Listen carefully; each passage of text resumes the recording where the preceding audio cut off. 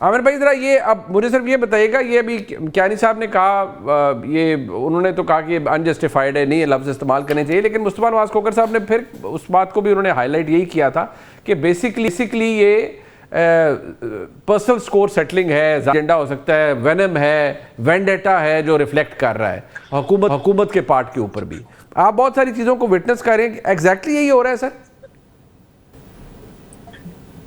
मैं बस एक फिक्र कह के और फिर आपके कहता हूं कि कौन क्या कर रहा है। डॉक्टर उज़मा को बैरिस्टर गौहर की पर्सनल गारंटी पे पूरे अपोजिशन के वफद के साथ स्पीकर ने 2 दिसंबर को मिलवाया था। उसका नतीजा क्या निकला कि फील्ड मार्शल और इदारे के खिलाफ एक लंबा चौड़ा ट्वीट आया, लेकिन उन्होंने ये नहीं बताया कि अक्टूबर से मेरे भाई की आंख खराब है।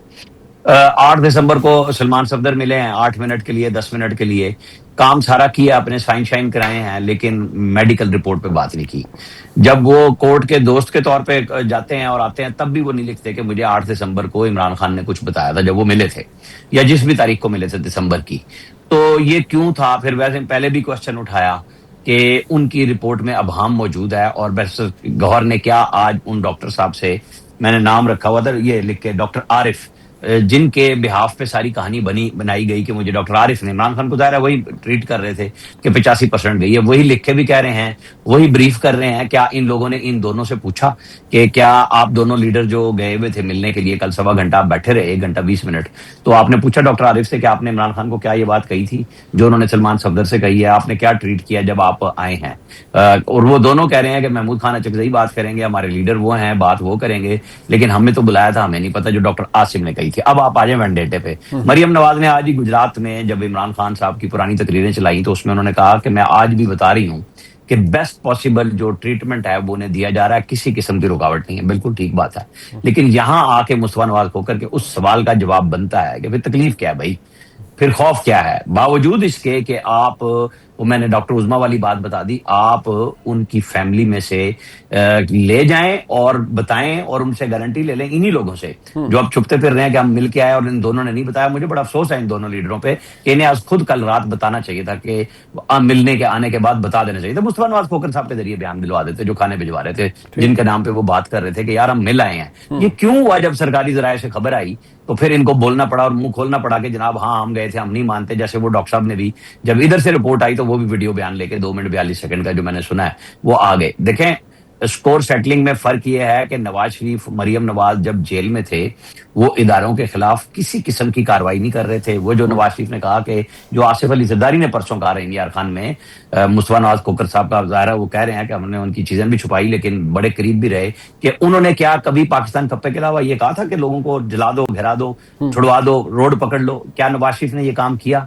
क्या ये मरियम नवाज ने किया? नहीं किया। तो फर्क आएगा, फिर एक सोच में आएगा। लेकिन इसके अंदर फौज एस्टेब्लिशमेंट मौजूद होती है दोनों तरफ में। उन लोगों ने जब उनके खिलाफ नहीं लड़ी तो अदम एतमाद में भी वो साथ खड़े हुए थे, जो बाद में हकायक सारे सब बोल रहे हैं कि जी बाजवा साहब भी साथ थे, फलाने भी साथ थे। तो इमरान खान ने नाराज किसको किया, राजी किसको किया? शहबाज शरीफ और इन लोगों ने तो कोई नहीं ऐसा काम किया हुआ कि वो उनको मदद देते, बल्कि 4 दिन पीटीआई वाले खामोश रहे कि शायद कोई खान की डील बन रही है, ये बातचीत हो रही है, और आज उनके लिए छुपने की जगह नहीं बन रही। लफ्ताल हो गया कि जनाब पता नहीं कितने हजारों लाखों लोग, वो जो कहते थे 1 घंटे में अडियाला इकट्ठे कर लेंगे, क्या आपको और मुझे वो लोग नजर आए सिवाय उन यूट्यूबर्स के जिनके पैसे पड़ रहे थे, चाहे वो पाकिस्तान के अंदर है या बाहर है, कि जनाब खान की बीमारी ये, खान की बीमारी वो? मुझे वो कितने लोग पिंडी से नजर आए? मैं पिंडी बॉयज की बात ही नहीं करता कहीं पे भी, मैं पिंडी के लोगों की बात करता हूं। वो कितनी बड़ी तंजीम थी जिन्होंने इतने लाखों वोट डाले, वो सारे के सारे गायब हो गए। वो हजारों वोट तो, सैकड़ों तो आते ना, वो उनकी बहनों के साथ भी नहीं खड़े होते, वो लीडरों के साथ भी नहीं खड़े होते। ये जो फिर इन्होंने काम किया पख्तूनख्वा हाउस के बाहर बैठ के और पार्लियामेंट हाउस में बैठ के, ये जग सही कराई है। और ऊपर से जो इन्होंने अपने आप को छुपाया, एक तो खाने का काम गलत बताया, ये लीडरों के काम नहीं होते कहने के, ये हम खुद रिपोर्ट करते, मीडिया करता कि बड़ा जुल्म हो रहा है। जब खाने चल रहे हैं, खाबे चल रहे हैं, फिर आप कह रहे हैं, फिर आप सर, वो उन्होंने कहा 24 घंटे से भूखे हैं, 24 घंटा कुछ नहीं मिला उन्हें सर। नहीं 24 घंटे में एक हमाद हसन ने बता दिया उससे पहली रात का, बाद का दोपहर का आपने कहा जी वो चाहे शोरबा ही खा रहे थे, खा तो रहे थे, चाय पानी वो सारा चल रहा था। रास्ता पार्लियामेंट में रिपोर्टर्स देख के आए हैं ना वहां पे। मतलब मैं इस पे बहस में नहीं पड़ रहा, ये बड़ी तस्दीक हो जाएगी इन लोगों की ना, इनको नहीं करना चाहिए था। लेकिन ये छुपाया क्यों?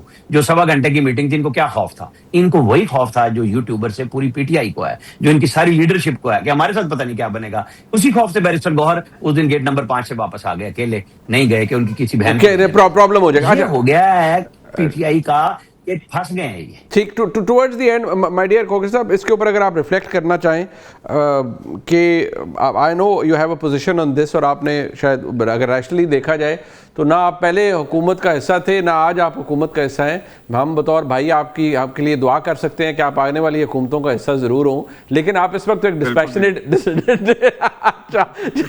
डिस्पैशनेट व्यू दे रहे हैं, ठीक है। लेकिन ये है कि बहरहाल सियासत है तुसी करनी है ना, और तुसी की करना है। लेकिन चले at the end of the day what's your take on this, what जो आमिर भाई ने भी बात की है? देखिए, अलमिया ये है मुनीब भाई कि इस पूरे प्रोग्राम में और पिछले कई सालों से, कई दिनों से, कई हफ्तों से, महीनों से हमारी जो गुफ्तगू है वो पोलराइजेशन और अंधी नफरत और अकीदत के इर्द गिर्द घूमती रहती है। क्या हमने ये बात की कि कल हुकूमत ने पेट्रोल और डीजल की कीमतों में इजाफा किया है, ऐन रमजान के महीना शुरू होने से पहले उसके अवाम के ऊपर क्या असरात आएंगे? क्या हमने इस बात को डिस्कस किया है कि इस वक्त लोगों की क्या हालत है, आधा मुल्क सतह गुर्बत से नीचे जा चुका है? क्या हमने ये डिस्कस किया कि दहशतगर्दी कहाँ पर खड़ी है? क्या हमने डिस्कस किया कि इंटरनेशनली पाकिस्तान को किस तरह अपने आप को पोजीशन करना चाहिए? बोर्ड ऑफ पीस में क्या हो रहा है? हमारी सारी जो पिछले चंद सालों की कॉन्वर्सेशन है वो इस पोलराइज्ड माहौल में अवाम के इशू से हटकर इन चीजों के ऊपर आ गई है। और अगर ये वो चीजें हैं, ये वो इश्यूज हैं, ये वो दायरों का सफर है जो हमें खत्म करने की जरूरत है, और हम बतदरीज उसमें इतने उलझते जा रहे हैं कि डॉक्टर को एक्सेस नहीं दे रहे, उसके ऊपर हम बात कर रहे हैं। उनका हक है, जो चीजें कानूनी तौर पे उनका हक है वो तो उनको मिलनी चाहिए। इसके ऊपर हम क्या बैठकर गुफ्तगू कर रहे हैं कि जनाब है ऐसा वैसा नहीं है। जो एक कैदी का हक है वो तो आपसे और कुछ नहीं मांग रहे, बिल्कुल ठीक। ना आपसे वो रिहाई मांग रहे हैं, ना आपको ये कह रहे हैं कि उनके मुकदमात खत्म करें, ना आपसे जेल के अंदर कोई और फैसिलिटी मांग रहे हैं सिवाय इसके कि मेरी आंख खराब है उसका इलाज करा दो, और मेरे पर्सनल जो फिजिशियंस हैं जिनको मेरी मेडिकल हिस्ट्री का पता है वो ऑन बोर्ड होने चाहिए। तो इसमें व्हाट्स अ बिग डील? बिल्कुल ठीक। तो हमें सियासत को वापस लोगों के इश्यूज की जानिब लेकर आना है। ये जो रोजमर्रा के जो बहस मुबाहिसे हैं, जो अनप्रोडक्टिव बहस मुबाहिसे हैं, बिल्कुल ठीक है। इनको हम खत्म करने के लिए तैयार नहीं है। और अगर हुकूमतें और इक़्तिदार हमें सिर्फ इसलिए चाहिए कि जिस हुकूमत और इक़्तिदार के मिलने के नतीजे में हम माल बनाएं, अपनी जेबें भरें, मिस गवर्नेंस करें, सियासत की स्पेस खत्म कर दें, पार्लियामान की सॉवरेनिटी को कॉम्प्रोमाइज कर दें, रूल ऑफ लॉ को कॉम्प्रोमाइज कर दें, तो उस इक़्तिदार के अंदर लेके आपने क्या करना है उस इक़्तिदार का? आमिर भाई जरा ये अब मुझे सिर्फ ये बताइएगा, ये अभी कियानी साहब ने कहा, ये उन्होंने तो कहा कि अनजस्टिफाइड है, नहीं ये लफ्ज़ इस्तेमाल करने चाहिए, लेकिन मुस्तफा नवाज खोकर साहब ने फिर उस बात को भी उन्होंने हाईलाइट यही किया था कि बेसिकली ये पर्सनल स्कोर सेटलिंग है, एजेंडा हो सकता है, वेनम है, वेंडेटा है जो रिफ्लेक्ट कर रहा है हुकूमत के पार्ट के ऊपर भी। आप बहुत सारी चीज़ों को विटनेस कर रहे हैं, एग्जैक्टली यही हो रहा है सर? मैं बस एक फिक्र कह के और फिर आपके कहता हूं कि कौन क्या कर रहा है। डॉक्टर उज़मा को बैरिस्टर गौहर की पर्सनल गारंटी पे पूरे अपोजिशन के वफद के साथ स्पीकर ने 2 दिसंबर को मिलवाया था। उसका नतीजा क्या निकला कि फील्ड मार्शल और इदारे के खिलाफ एक लंबा चौड़ा ट्वीट आया, लेकिन उन्होंने ये नहीं बताया कि अक्टूबर से मेरे भाई की आंख खराब है।